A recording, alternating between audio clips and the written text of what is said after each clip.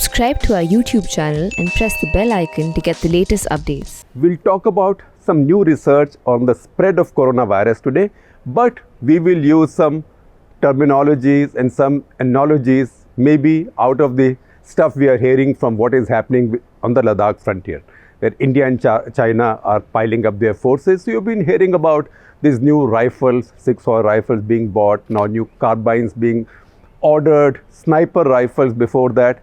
So how do we apply these as analogies to the spread of coronavirus? We do mad things on Cut the Clutter and we try and make sense of that. Sometimes doing mad things helps you establish or make better sense of these things, and the mad things are not necessarily analogies from cricket. So in this case, military hardware.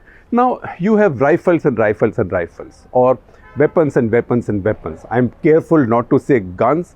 Rifles, professional soldiers don't like anybody calling a rifle a gun, and this was, I think they are all reminded of it in some way or the other. They will be an equivalent of the drill sergeant of Stanley Kubrick's Full Metal Jacket, somewhere teaching people that a rifle is a rifle. So now a rifle is a rifle, but there are rifles of many kinds. There are rifles, long range sniper rifles, fire one shot at a time. The guy who fires it, the person who fires it can take his or her time. Then the target has very little chance because one, it's a high caliber shot. It's also something fired at a high velocity, but one at a time. Then you might have some rifles which may fire a short burst, like 3 bullets, tuck, tuck, tuck, or half a dozen bullets. Then you can have an AK-47, the rifle that we are most familiar with, 28 shots in a magazine, and then other versions which might have a few more, a few less.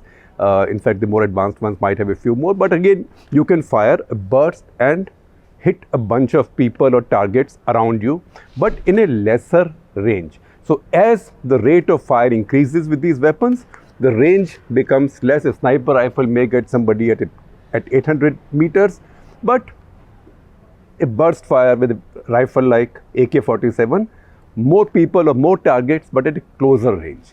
Then you come to some of the more efficient new carbines, submachine guns, the Uzis and the Heckler and Kochs and all the other stuff that I am not so familiar with. I'm not so current with weapon systems now as I used to be maybe when I was an active reporter covering these areas. But once again, you have weapons which can give you a heavy concentration of fire just around you. So in maybe a second or two, you can let off a lot of shots and people around you have very little chance. But people who are a bit far from you may be quite safe. Now apply that to the way coronavirus spreads. Now we have a bunch of data available to us. We have a big study in Science journal by a team of Indian experts led by a professor called Ramanan Lakshminarayanan, somebody we've been very critical of in the past and for good reason. And I will tell you why, and I will also tell you why, having been so critical of him, we are still using his research. So the reason we are doing that is that this research is peer reviewed, it's based on data. What we were critical of was speculation, which I called as headline hunting speculation. It was very successful headline hunting, so attractive that it also a lot of the very smart people in Indian journalism, good editors, anchors were taken in, and there were lots of long interviews done. If even a fraction of that was correct, we would have bodies on our streets at this point, as the capital of Ecuador had at one point, Quito had at one point. Thank heavens, he has proven completely wrong on the speculative stuff he did. But now what he has is data-based research and peer-reviewed. And the data he's got is from contact tracers in Tamil Nadu and Andhra Pradesh, two of our states on the southeastern coast, two of our states which have a pretty robust public health system, public health and epidemiology system. So looking at this data of nearly 500,000 people who've been traced as contacts of those who were infected. This research, and I'm sharing the entire paper with you, once again with an open mind and an open heart. You can be critical of somebody when you think they are speculating and headline hunting. You can also give them healthy respect when they produce something which has gone through some great deal of scientific scrutiny. So if you look at this paper, this tells you that only 8% people in these states, and you can then extrapolate that to mean India, only 8% of corona positive people were responsible for infecting 2/3 of all ultimate patients. So look at their strike rate. Then you have another 71% who had almost infected nobody.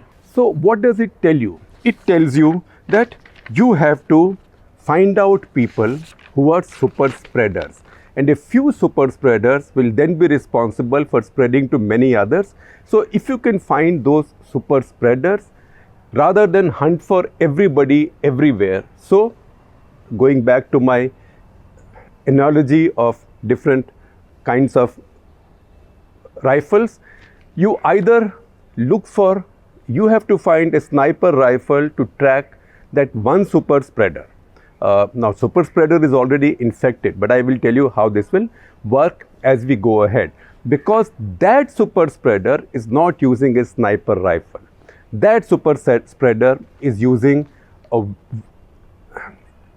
very efficient weapon, firing large bursts of bullets in a close range and very effectively so.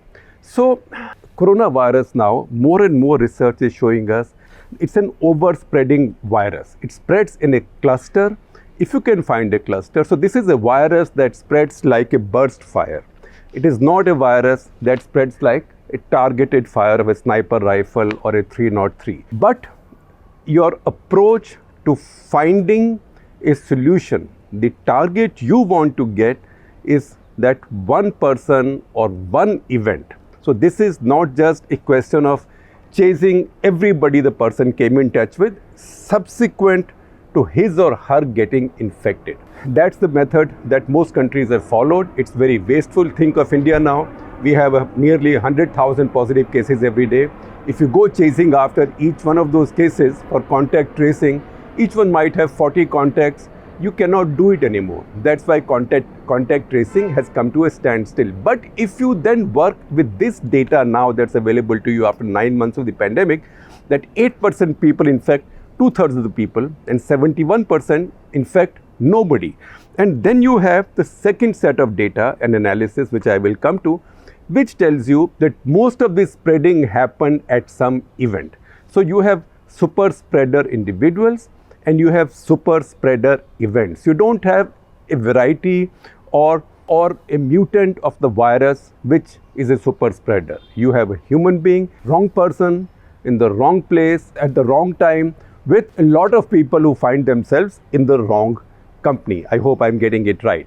So how does it work? I will tell you.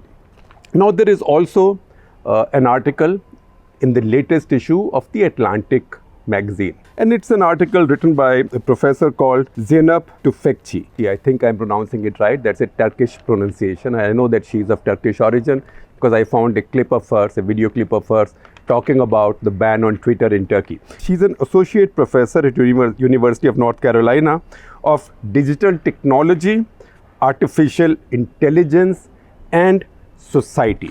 Now, in this article, she tells us, she raises some fundamental questions. And she writes very interestingly with a lot of data and a lot of links to original research, many of which I am sharing with you. I'm sharing a lot of links with you. Several of them come from her article in Atlantic magazine. So the first question she raises, this is a skill when you can take science and data and information and make it comprehensible to a layperson like me, and also enable me to further simplify it or declutter it for so many of you. She says that look at Italy. How come only 3 districts of northern Italy account for 25,000 of all the 36,000 people who died in Italy? Even in northern Italy, how does just the region of Lombardy account for 17,000 out of all the 25,000 people that died in northern Italy? There has to be a reason to this. And then she goes on to say, how come in Quito, which is the capital of Ecuador, suddenly in the beginning there was such a rash of deaths that bodies were left lying by the roadside on the drains. That unfortunately is also a fantasy a lot of people had about India very early on when the pandemic started, and something that at that point also, again from instinct but not so much without so much with data, I had questioned. And I had questioned basically saying that, look, I may not have the data to say that this will not happen, but you don't have the data to say this will happen. So don't paint the devil on the wall. At least don't paint the devil on my wall. I live in this country. So this happened in Quito, Ecuador. So she says, why did this happen there and not elsewhere? And then she goes on to say, with all the research and data, she makes the point which ties in neatly into Ramanan Lakshminarayanan and his group's research now. Again, there's a bunch of authors. I will not take all their names. You will see this screenshot. So she says that's because this is an over-dispersed pathogen. As we said earlier, this goes in a burst fire. Now, that raises a fundamental question about how do you count the numbers here? Now, the number that we often count with any epidemic, and you are seeing that on the print also, every week we give you the R number for India, for the key states of India. R number, or what was called R naught earlier, is the number of people a person would infect after the person gets infected. That means if a person A is infected, if 30 people come in contact with him or her, maybe 2 or 3 or 5 or 7 or 1 will get infected. So that is called R naught, or the number of people who get infected. Now she says that, look, now is the time to move on from R naught. Instead of R naught, come to a new factor called dispersion. Now, how do you describe dispersion? So she says, look, dispersion is something, it has a very technical and very complex definition, so let's not go there. But dispersion is when one person has it, in what circumstances can that person suddenly give it to a lot of people, which is like a burst fire, leaving a lot of people as your victims. Bad metaphor, but the metaphor that's used in the article also is bang for the buck. So how do you get bang for the buck? If you really somebody is paid you to spread the virus, you go to a crowded place, you make sure the place is not properly ventilated, the doors are shut, you make sure there are lots of people in that place, you also make sure there is loud music on so that everybody has to speak at the top of their voice, also get close to each other while speaking. That's human tendency. If it's a noisy place, you go to a party, you go to a bar, you tend to scream and talk very loudly, open your mouth like this, because you want to be heard over the voices of others and music. So all that, you get a super spreader person. Person is not to blame. Person is only to blame to the extent that the person ends up being there, if the person ends up being there in his or her super spreading days, which are usually, I recorded him an off the cuff with Dr. Fahim Yunus, the famous infectious diseases doctor from Washington, who millions of people now follow on Twitter and take wisdom from. So Dr. Fahim Yunus said that if you look at somebody who's infected with coronavirus, the person is not equally infectious for 1 week or 2 weeks. The person is most infectious, the viral shedding is the highest, maybe on day 2 or 3 of the infection. If a person at that stage lands up in an environment like this, all the things that I described to you, then you have the consequences that we are talking about. So there's a study from Hong Kong that she's quoting. That study tells you that 19% people, that is 1 in 5 coronavirus patients in Hong Kong, were responsible for 80% transmission. So 19%, that means 1 in 5 gave the virus to 4 in 5. So think about it. That is how it has worked, and that is the skew. And 69% drew a blank, which means 69% of coronavirus infected people in Hong Kong did not infect anybody. Then she goes on to quote another study from New Zealand, which also I'm again sharing the original study with you. New Zealand, they are very advanced scientifically. So what they've done is they have broken down the genome of all of the first 277 introductory cases in New Zealand, which means cases that came into an area for the first time. When they break those cases, they figured that about 19 or 20% of them have infected a large majority of these cases. Then you have the study from Daegu in South Korea. That's where the first super spreading event took place in that church we keep talking about. And there was that one woman who the South Koreans call patient 31 because they take patient confidentiality very seriously.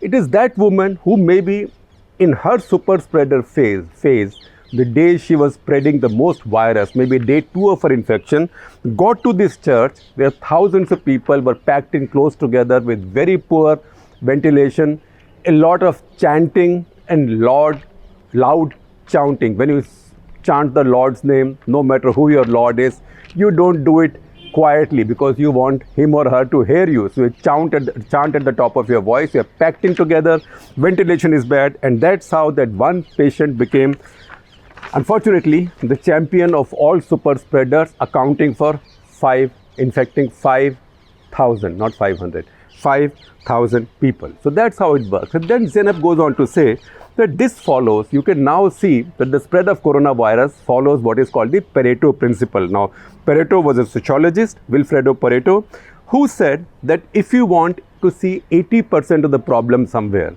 you will find that 80% outcome of interest to you in any situation, problem, negative, positive, 80% outcome of interest to you in any situation is caused by 20% of the inputs.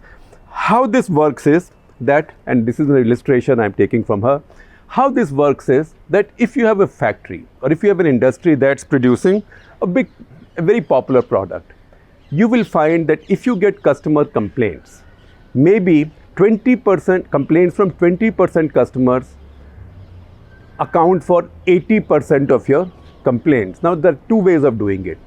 One, either you quieten those customers by giving them more discounts or pleasing them or addressing some issues, etc., etc. Or you then decide to lose those customers and say, what the hell. So you can address those 20% customers one way or the other to get rid of your 80% problem or to reduce it.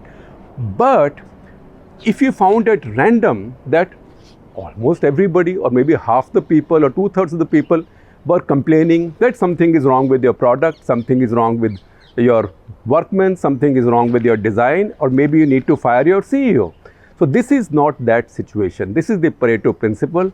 80% of all outcomes of any interest to you are coming from 20% inputs. So these 20% inputs were super spreaders in the wrong place, at the wrong time, without ventilation, with the wrong ventilation, in the wrong environment in terms of music or noise, maybe a concert or maybe a choir or maybe a chanting session, and where a lot of people find themselves in his or her wrong company. That is what happens, and that is what you need to address.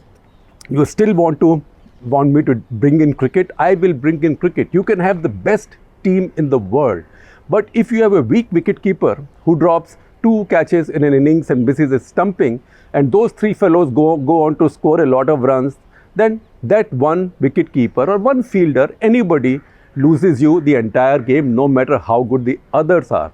So that person is that 20% problem or that super spreader, etc., etc. If you can change that, maybe even somebody who may be not be able to bat that well but keep wickets more properly, that will be more efficient. So the answer is not to change the team. On the other hand, you might have an indifferent team where half the people drop catches, half the people are irresponsible, one runs the other out. That's a systemic issue. That is not Pareto principle. So once again, that's a way of explaining this. So the lesson from this is, and from this research as well as Ramanan Lakshminarayanan's group, that you have to now fix the process by which we are addressing the spread of this pandemic. So there are a bunch of quotes and a study. Again, I'm sharing it with you from Hishoti Oshitani, a Japanese professor of Tohoku University, whose paper is also headlined like that. And again, Zeynep is also quoted from that, and I'm sharing his paper with you. He says, look, when we look at a forest, we are not looking at all individual trees, because if you look at all individual trees, life is too short. My words, not his. life is too short. You can't identify all individual trees. You can't address them all. You have to look for clusters that are a problem for you. Western world was looking for all the trees. We in Japan, he says, were looking for clusters. That's why in Japan, where if you look at the factors in Japan, Japan never ordered a lockdown. Japan never stopped its highly crowded public transport. If you've ever taken a tube in Tokyo or any of the major Japanese cities, you would know how crowded the Japanese train system is. Japan also has the oldest population in the world. Given all that, and there were dire predictions made about Japan also, just as they were made about India. Not as dire as for India, because in India you think life is cheap. You can say 10 million will die, 20 million die. क्या फर्क पड़ता है? Indians तो मर रहे हैं. Japan may be a bit more careful, but still they were quite dire. Now Japan also, fortunately, thank the Lord, whoever he or she is, Japan has not lived up to those predictions. Japan has also disappointed its headline hunters. And Professor Hishoti Yoshitani's point is that that is happened because we also went for those clusters. And that takes us to the next question, that why do super spreader events happen? And do you have more evidence around you? So I will tell you, look at politicians. In our country, 6 members of Modi cabinet have been infected. At least they have announced publicly that they've been infected. And I mean cabinet ministers, led by our home minister, among our senior most ministers. Several secretaries of government of India have been infected. Several chief ministers have been infected. The vice president of India is infected. Now, why is it happening with politicians and public figures? Because no matter what they do, they have to be in crowded places. Even if they're working in their offices, even if they have all kinds of precautions, 8, 10, 12 people will come in. They go to their constituency, people will come in. They will take plane rides, they will take train rides. They really can't remain isolated, or they really can't keep social distancing all the time, because that is their job. Uma Bharti. So many of them are infected because they are exposed to super spreaders and super spreader events and the factors that lead to super spreading. So similarly, I told you where this spreads, you can have restaurants, bars, you can have gyms, weddings. Our friend Kiran Mazumdar Shaw, who's also one of our brilliant investors, she caught the infection at a wedding. So weddings, when people are together, they hug each other, they shake hands. Again, they get close to each other and talk. Weddings have some noise. So again, you have to raise your voice. You can't talk through your mask, or at least you don't want to talk through your mask. And there is also a feeling that अपने ही तो इंसान है, मैं तो जानता हूँ, ये तो ठीक ठाक है, अगर ये बीमार होगा तो मेरे पास में क्यों आएगा? That is where it spreads more. So there are 4 factors listed here by, again, a professor of University of St. Andrews called Muje Savage. And these 4 factors are: 1, prolonged contact; 2, poor ventilation; 3, the presence of a highly infectious person. Not the person's fault, it is the day of the infection, because there will be 1 day or 2 days when the person will be most infectious. So prolonged contact, poor ventilation, highly infectious person, and crowding. If you have all of this, then even a 6 feet distancing will not work. What will work is ventilation. What will work is mask use. What will work is not talking loudly. What will work is keeping the noise levels down, because otherwise this is bound to catch you. Then this tells you that you have to invert your process of contact tracing, which means instead of person A gets infected, then you say, boss, tum last 2 हफ्ते में किस को मिले? Then you go and find those people. Then you ask each one of them, आप last 2 हफ्ते में किस को मिले? That's how contact tracing is done as yet. So the idea now is you can invert your contact tracing, which means ask the person, where did you get infected? Then go back, find the person who infected this one. As you do it, you will find a super spreading event. When you find that super spreading event, then give everybody a test quickly, and that's where a substantive outcome of these new findings comes in, which is that everybody makes fun of these rapid antigen tests. So the new findings now tell you that rapid antigen tests actually are very useful. You can quickly give it to these people, and if you find 2 of them are infected, then you can put everyone through RT-PCR, because if you try and do RT-PCR for everybody, it's expensive, it's cumbersome, it takes time, it's uncomfortable, people tend to avoid it. And that's why rapid antigen tests, which had so far been discouraged by governments and which were so far getting very bad press from people like us, is now beginning to change. So they say that also RT-PCR, because it picks up dead RNA also, when you are not infectious, it leads to unnecessary quarantines. On the other hand, if you can catch transmission events and work backwards, then you might be able to get better value, because once again, coronavirus is spread like a burst fire like this. It's not spread like a sniper fire or long distance bolt action rifle fire. So that if you understand that, you can do better. And there are examples. There are examples from Springfield, Missouri, which is a very famous example. It's been reported also by the print in the past, and I'm sharing the paper with you based on this. So there you saw 2 hairdressers who were infectious, who were infected, and who were also symptomatic, but they wore masks. And later research was done that 139 clients were exposed to them. Now hairdressers get fairly close to you even if you have masks on. None of those 139 got infected. Why? Because there were masks, there was ventilation, and there was no crowding around the place. So maybe viral concentrations also matter. And that's what leads to the logic that now you have to go for cluster busting. So you discover where this cluster was and go and bust that cluster backwards, because when clusters come together, they become mega clusters. And this research by Ramanan Lakshminarayan tells you that much of India's spread can actually be ascribed to super spreaders and clusters and mega clusters. Once to simplify, this is the issue of 3 C's, 3C formula. First C is crowds, second C is closed spaces, and third C is close contact. If you can avoid these, you can reduce super spreading events. And if you reduce super spreading events, then the scourge of the super spreader will go away. Because remember, this is not a virus that is spreading in a scattered way. It spreads in a cluster. It's an over spreader. It's also relies on over dispersion. The virus loves crowding, close spaces and close contact. And also, this debate goes on, does it spread by aerosol or is it only droplet? The fact is, if you have close spaces, crowding, close contact, then in a small place, you can get an aerosol effect. So this virus can reach more than 6 feet, which is otherwise considered to be your mandatory distance or 2 gaz ki duri. So when you have this situation, then you have to work on all this. Otherwise, you get into trouble. So this is the new wisdom that has now come in, and I think that needs to be applied. So once again, as India is opening up now, many things are happening, cinema halls will open up.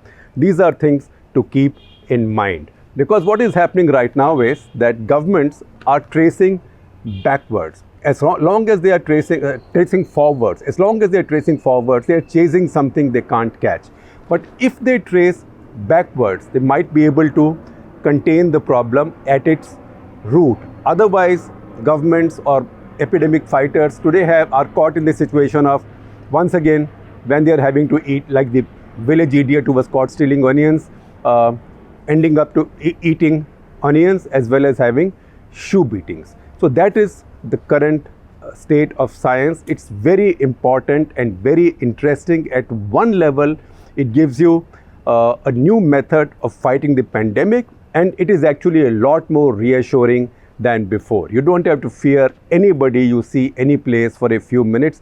You also need time. In fact, Ramanan Lakshminarayan's research tells you that you need time spent with the other person, a super spreader in close proximity. So in fact, that research tells you that one of the most dangerous things to do is long periods of travel with a super spreader, maybe bus travel or rail travel of more than 6 hours. Because in those cases, in one compartment, maybe 75 people will get infected. And this ratio of getting infected from casual contact at some distance here and there, or in closed spaces, etc., can be 1:20.